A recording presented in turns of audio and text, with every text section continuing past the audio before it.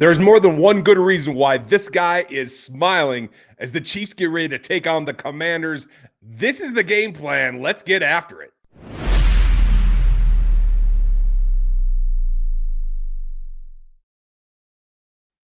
Welcome back, friends and neighbors. This is the game plan out on a Sunday night because the Chiefs are playing Monday Night Football and they're about to get after it. If you are going to be with us, we appreciate it. We're going to be live post-game as we always are, so make sure you check that out. Dan's traveling around a little bit today, so I am manning the game plan, and I am going to make this straightforward and super quick, fantastic, and easy. If you want to get in the game, make sure that you like, sub, and hit the bell and join us here. If you want the gear, you can get the GOATs. You can get the Mahomes gear over in the store. Check that out. All of these things are leading towards what I think is a game that can kind of reinforce both Mahomes' greatness and being the GOAT, along with Travis Kelce, who Travis Kelce needs one touchdown to become the fifth tight end to get 80 plus in the NFL. That's significant. And on Monday Night Football, it'd be a great place to do it. So I know Travis has not necessarily been what he's been in the last couple of years, and that's okay because I think all the receiver work is going to help him.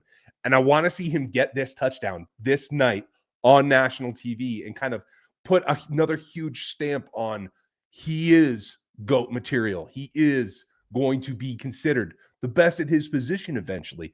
And I think the Monday Night Football audience is spectacular at solidifying some of those reputations. So what can they do? Well, there's a lot of things. There's a defensive front that can be formidable in Washington, but they're a little bit banged up. As of our latest, Deron Payne is questionable to play, didn't practice all week. He's got a toe. A toe for a defensive lineman is pretty dang difficult to overcome. So I'm not sure he's going to get in the action. If he does, I don't think he's going to be terribly close to his normal production, especially when you consider that this team has been gaining momentum in the run game lately. And I think that's something they have to double down on. They have to go after the gap that Payne used to be in if he's not on the field. And honestly, they really got to run some duo and some double teams to attack him personally when he is on the field. Now, looks like Kareem Hunt's going to be able to go. Not sure what percentage he is, but he's not designated with an injury, so I think he's going to be available. But Pops has been running hard, and I really want to see Brashard Smith continue to run the ball. I know the fourth quarter last week against the Raiders was just a toss out because the Raiders are epically bad and were that game. And so you had an advantage that you could take there, but you got to not go away from it. For Andy Reid, he's got to stay aggressive. He's got to keep the kid in it, whether it's hitting the edges. I still haven't seen enough pitch and toss game that I'm happy with. I want to see him get out where he's got space wide open in front of him. Luvu is a good linebacker, good in coverage. I still think that matchup in particular is one that they can exploit.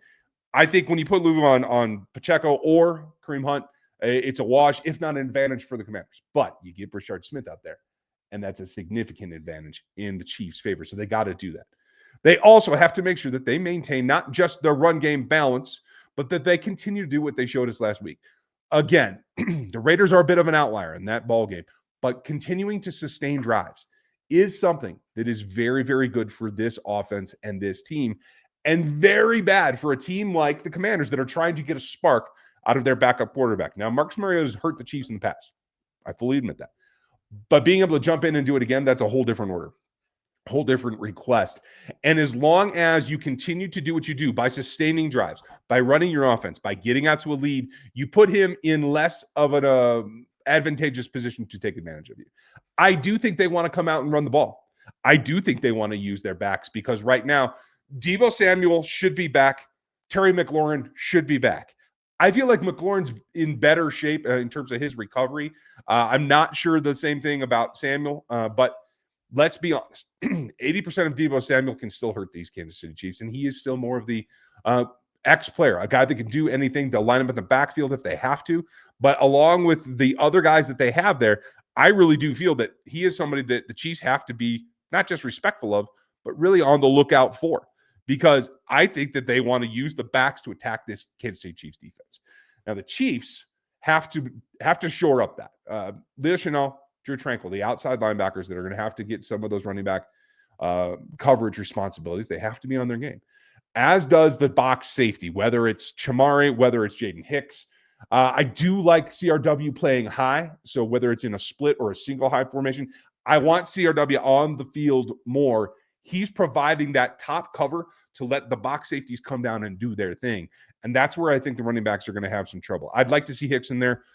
We'll see what his play snaps turn into. It's been a little bit up and down lately. But that allows them to kind of curtail the run and really concentrate on getting after the passer when they have to go to it. There's a couple of matchups here that are really, really key. And that is Laramie Tunsil's good on the left tackle spot. So it's going to be hard for the second defensive end to really make a whole lot of hay. You can get him, though. I'm not trying to say that he's impenetrable, but you've got to be on your game to get there. Charles Menahue building a little bit. I think that he could do that. And Sam Cosme at the right guard spot has been very, very good. So whoever's running that left defensive tackle, whether it's rundowns with Noddy, artillery coming in, it's not going to be Omar. So my guess is Tuipulotu comes up. I could be wrong. We could see Martin. We could see Pickens. They have to have enough to try to exploit the gaps between the center and left guard and the right tackle in particular. Now, if you remember, during the draft cycle, I was pretty high on Josh Connerly as a possibility because I never expected Josh Simmons to be available. So I was preparing for what is the next thing. And Connerly is a guy that has good athleticism, good length, has sufficient power in the run game, and moves better than you expect. But looking at his last 2 ball games, he also has not progressed very far to this point. Now, for a lot of rookies, they don't jump in and perform like Josh Simmons has. And no update on Josh Simmons. He won't be available for this game. We still don't have any specifics or clarity on what is going on with him. It's something off the field clearly, and something that Andy Reid continues to say he's having positive communication, et cetera, et cetera, et cetera. So they're trying to support the kid from afar, even though he's in California having to deal with some family issues. Okay. When he's been on the field, he's been excellent. He's jumped into the fire and performed admirably, like maybe the best in this league to this point as a rookie for the rookie tackle class. Josh Connerly is not in that situation. He's struggled at times. Josh Connerly still plays high. Josh Connerly still has a little bit of trouble anchoring against power. He still has a tendency, at least from what I saw 2 weeks ago, has a little bit of footwork problems that you can get him a little crossed up at times. So that tells me that not only does Chris Jones have a good matchup on the left guard, but in particular, George Karlaftis has an opportunity here to take the rookie and put him into Mariota's lap and then come back underneath.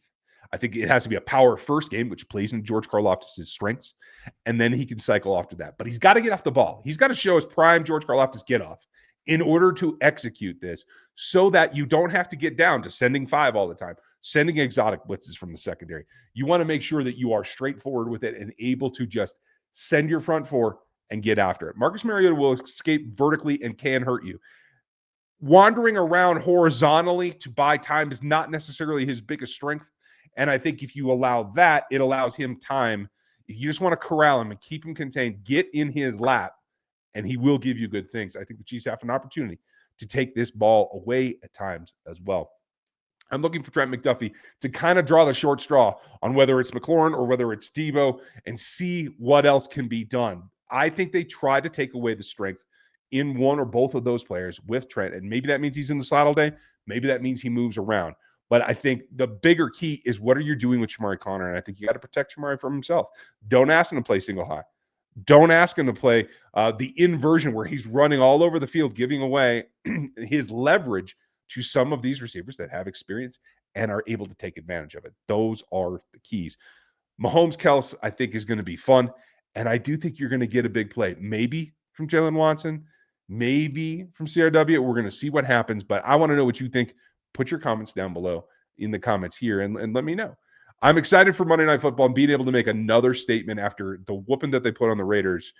They need to bring it and make sure that that's not an outlier and say to the league, and particularly the Buffalo Bills, we are back. We are the Chiefs, and we're coming after you. That's what I'm looking for. Have a great one. Get ready. We're going to be live post-game, as we always are after Monday Night Football. I know it'll be late, but I'm looking forward to seeing you. I hope that you'll be here. Thanks for being here today, and I'll talk to you next time. Thanks for watching this video from the team at RGR Football. Click these videos to see more and subscribe to RGR Football.